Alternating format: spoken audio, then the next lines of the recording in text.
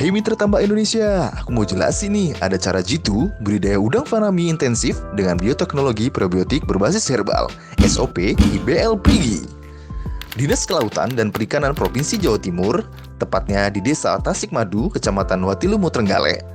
Dengan latar belakang, SOP budidaya udang fanami yang tidak ramah lingkungan, residu kimia yang tidak bisa dikendalikan, pencemaran lingkungan, muncul penyakit yang tidak resisten terhadap obat kimia, hancurnya tambak-tambak intensif dan super intensif, dominasi SOP yang masih menggunakan plankton. SOP tersebut ternyata saat ini sudah tidak aman loh. Dengan adanya evaluasi dan solusi, membuat SOP yang ramah lingkungan, perbaikan dan pemulihan lingkungan dari cemaran, pengkondisian lingkungan yang aman dan resistensi terhadap serangan penyakit, bikin SOP yang tidak mengandalkan dominasi plankton dalam lingkungan media budidaya, membikin SOP akselerasi percepatan dan aman. Muncullah SOP Prigi dengan serapan produk PT Nelindo. Yuk semua pakai SOP Prigi, keren banget.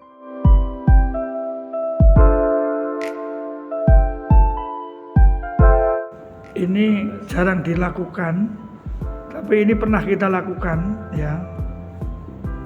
Dan dulu memang ini bisa mengendalikan BFD. Ini bisa di aplikasi seperti ini bisa, tapi tetap nanti kan kita juga manut dari pemilik tambak juga. Kan kadang ada yang berani, ada yang enggak. Nomor satu ini hampir 80% enggak berani. Tapi saya pernah melakukan. Efeknya apa, Pak? Dua pemberian kapur. Ini nanti dampaknya air jadi cerah. Terus kemudian ya minimal kan membantu menonaktifkan Vibrio. Itu yang kira-kira kan Vibrio. Tapi ini cara-cara ekstrim. Ini sebenarnya nggak boleh. Cara-cara ekstrim. Kan kapur kita soal ini. Iya, kan racun. Ini kalau kebanyakan mati udangnya. Mati aja. Iya. Itu nggak berani. Kalau saran sih ya Dasar bukan naik. Kadang 1 ppm aman. Oh, satu aja aman deh. 1 sampai 2 ppm gitu aja. Iya, 1 BPM. Saya banyak sharing dengan Pak Adi Yudi yang Cirebon. Itu setiap minggu akhirnya di lab kan. Di lab kan, kemudian dari lab itu kemudian kita tentukan perlakuannya apa. Nah, rata-rata yang muncul dari hasil uji lab itu terutama masalah alkalinitas. Alkalin itu harus di atas 200. Harus di atas 200. Nah, alkalin itu ternyata hubungannya nanti dengan pH juga ada, kestabilan pH itu ada, itu alkalin. Kemudian termasuk mineral, ketersediaan mineral itu alkalin juga ternyata. sama hardness beda ya Pak ya, CRG. Hardness, itu ada sendiri. Jadi hardnessnya iya, alkalinitasnya iya. Tapi itu yang bisa mengecek hanya lab. Kita tidak punya alat. Nah, akhirnya masuk ionisasi. Ionisasi ini adalah memecah mineral menjadi partikel yang lebih kecil disebut ion. Ini kapur-kapuran sebenarnya, ya kan? Kapur-kapuran atau mineral yang lainnya itu dipecah lagi menjadi lebih kecil namanya ion. Tujuannya dipecah lebih kecil, baik ke air mudah terserap, baik ke ini kulit udang juga mudah terserap. Kalau kapur kita berikan langsung shred itu partikelnya besar dan daya serapnya memang kurang, minim. Makanya ini ada solusi dipecah. Solusi dipecah ini namanya bikin ionisasi. Ionisasi ini kan sebenarnya difermentasi juga sebenarnya. Dipecah, ya kan? Karena sumber air laut yang kita ambil itu fluktuatif ternyata mineralnya. Alkalinya juga fluktuatif. Nah itu dampaknya nanti ke udang multik dan lain sebagainya. Termasuk dengan ketahanan dari si udang itu sendiri. Dari ion ya.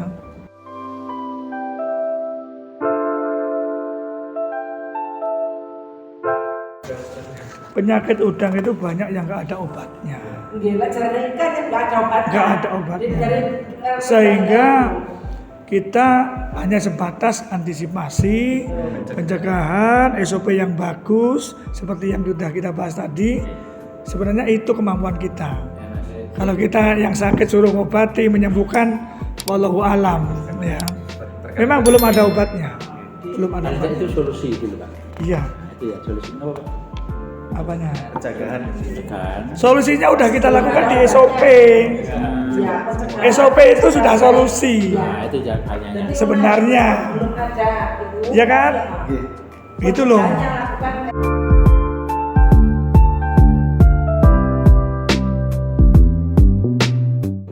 Saya pernah melakukan, berhasil dulu.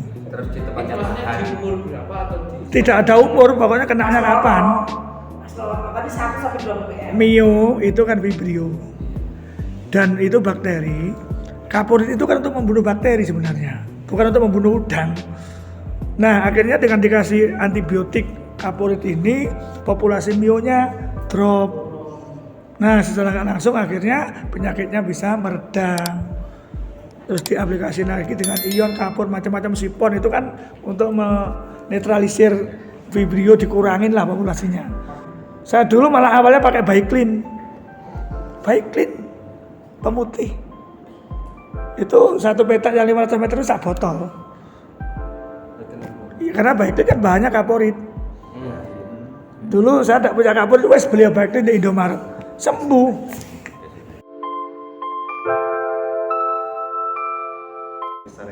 Gini, bandeng itu kan plankton feeder, sedangkan udang bukan plankton feeder.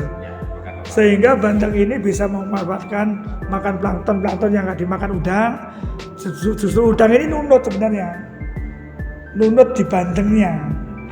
Biasanya yang produksi nanti yang banyak bandeng, udangnya nunut, nempel doang. Jadi itu nanti di panen akhir agak baca udang ini seperti gambling, panen gak masalah, panen berarti untung gitu ya. fokusnya di Bandung ya. Iya, pokoknya di Bandeng.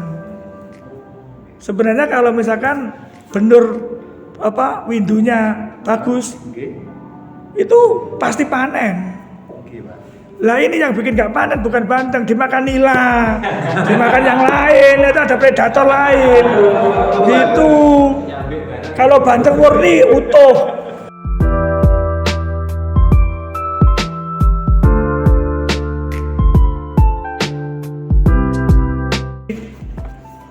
Ini kronologis ini sejarah. Bionutren itu kita ciptakan genre yang pertama ya, namanya bionutren. Jadi bionutren ini awalnya adalah untuk ikan yang pertama, bukan udang, belum masuk udang, masih ikan sama hewan ternak. Dia pemacu pertumbuhan, kemudian meningkatkan imunitas, kekebalan tubuh, juga bisa meningkatkan efisiensi pakan. Jadi efisien, cepat tumbuh, kemudian sehat. Kemudian muncul lagi bioliser. Ternyata bioliser ini turunan yang kedua dari bionutren. Tujuannya apa? Tidak hanya cepat, tidak hanya efisien, tidak hanya cepat tumbuh, tetapi harus bobot. Nah, bioliser ini pemacu bobot sebenarnya. Bukan untuk air doang, ini pemacu bobot. Nah, setelah ini kemudian ternyata kita pengen cepat lagi, nggak terima. Jadi dari hasil bionutren dan bioliser ini nggak terima, pengen lebih cepat lagi. Hormonik itu hormon pemacu pertumbuhan tingkat tinggi, itu kita bedakan. Karena ini kalau di mix jadi satu, memang nggak sama bahannya. Jadi itu pemacu pertumbuhan tingkat tinggi, bukan hanya memacu biasa, tapi yang supernya di hormonik, makanya disebut hormon, karena itu adalah hormon pemacu pertumbuhan tingkat tinggi. Kemudian muncul lagi amino plus. Lah ini sebenarnya dari jus cacing harusnya. Ini proteinnya, asam aminonya tinggi, sekaligus kalau manusia ini bisa untuk obat tipes, ini sebenarnya untuk udang supaya anti kena penyakit seharusnya. daya tahan penyakit spesifik. Imun lah ya. Imunnya di sini. Lah serbuk herbal itu kita bikin karena apa?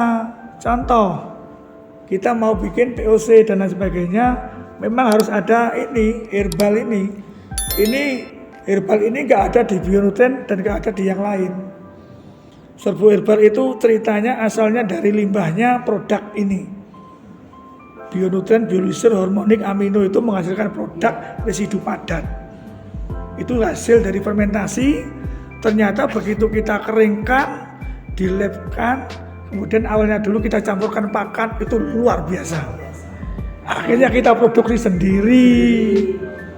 Jadi maksud tujuannya beda-beda. Semoga bermanfaat ya. Ayo segera gunakan SOP Prigi Nelindo di tambak kalian. Untuk mendapatkan produk dan konsultasi budidaya, hubungi customer service kami ya. Terus ikuti Nelindo Channel untuk mendapatkan update terbaru terkait budidaya dan SOP Prigi.